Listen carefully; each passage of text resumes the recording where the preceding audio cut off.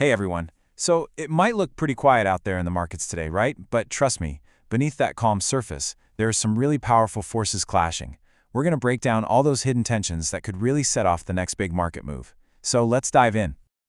Right now, it feels like the market is just holding its breath. There's this super tense, indecisive mood, and pretty much every trader is looking across the Atlantic, over to the United States, waiting for some kind of sign.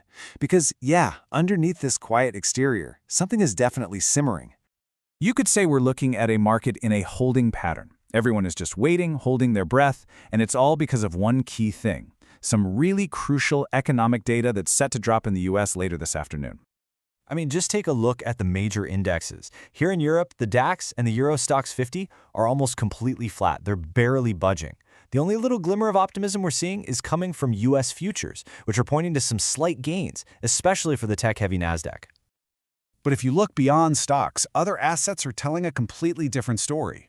Gold, for instance, is just continuing its incredible run this year. It's up 46% and holding strong above $4,000 an ounce. Wow. And Bitcoin, meanwhile, is just kind of hanging out, stable around 95,880. So, what is the entire financial world actually waiting for? Well, it all boils down to two really important pieces of data coming out of the US.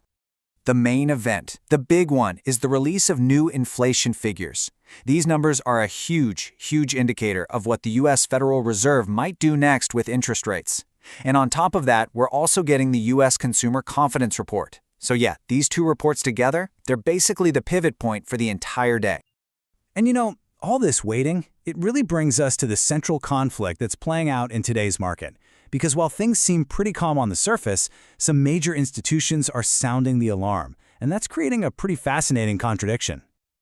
Okay, this is where the core conflict really is. On one side, you have these heavyweights, right? The International Monetary Fund, the European Central Bank. They're explicitly warning about major risks, especially the super high valuations of tech stocks and bonds. They're basically saying, hey, these prices are completely disconnected from the reality of a slowing economy. They're also really worried about companies having to refinance their debt at much higher interest rates. But on the other side, well, some parts of the market feel almost euphoric, with valuations just soaring way ahead of the actual fundamental data. And that's a discrepancy you rarely hear so clearly. I mean, to have major financial bodies being this publicly cautious while parts of the market are still so optimistic, well, that creates a really fundamental disconnect. Now let's zoom in and see how all this tension is actually playing out at the company level. Because the quarterly earnings reports, they are revealing some very clear winners and losers in this uncertain environment. And it is a real mixed bag today. You've got Intel, which reported what some are calling a profit explosion, just absolutely smashed expectations, and that's giving the entire semiconductor sector a lift. But then you have the total flip side. Supermicrocomputer, a longtime star in the AI space, saw its stock just plummet after it lowered its revenue forecast. This just goes to show you how nervous the market really is about these super highly valued tech names. Then you have SAP with mixed results. It missed its key cloud growth target, but the stock actually held up surprisingly well. And then there's Hensoldt.